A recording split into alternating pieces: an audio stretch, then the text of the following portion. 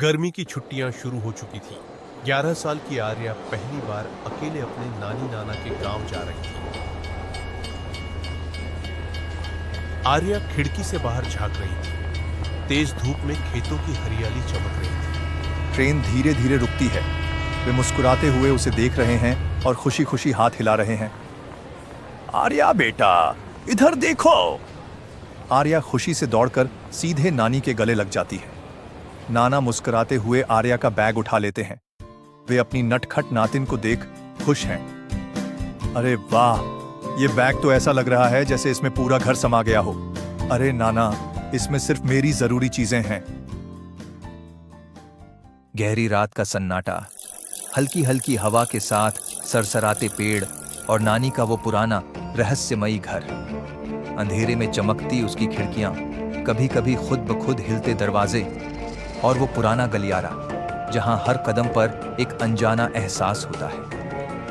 क्या सच में यहां कोई रहस्य छिपा है या फिर ये सब सिर्फ एक भ्रम है? चलिए इस रोमांचक सफर पर चलते हैं और देखते हैं नानी के पुराने घर में क्या छिपा है।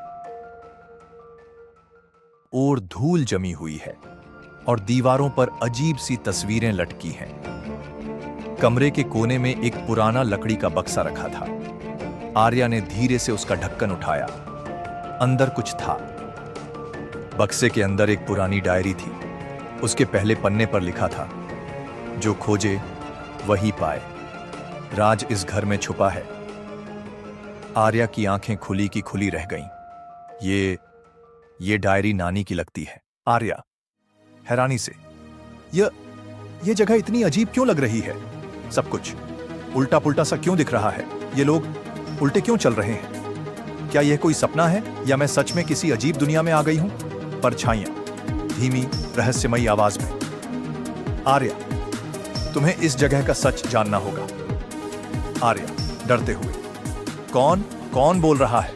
ये परछाइयां, ये कैसे बोल सकती हैं? डायरी जादुई आवाज में, जो अतीत को समझेगा वही भविष्य का रक्षक बनेगा। आर्या हैरानी से, ये डायरी, इसमें खुद ब खुद शब्द लिखे जा रहे हैं।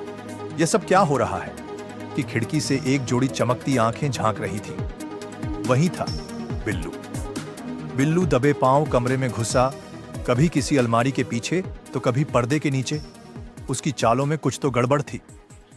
और तभी दरवाजा खुला एक जोर की आवाज के साथ। सामने थी हमारी प्यारी नानी, सिर पर रेशमी पल्लू, आंखों में चमक और हाथ में पुरानी किताब। नानी हंसते हुए, अरे बिल्लू, फिर से तुम किसी शरारत में तो नहीं लग गए? बिल्लू धीमी मासूम आवाज में, नहीं नानी, मैं तो बस देख रहा था कि यह पुराना दराज अपने आप क्यों हिल रहा था। नानी, समय बहुत कीमती होता है आर्या बेटा।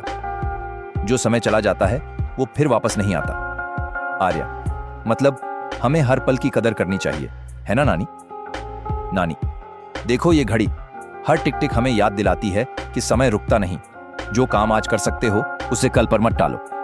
आर्या, अब मैं। सुबह की हल्की धूप नानी के पुराने घर को सुनहरी चमक दे रही थी।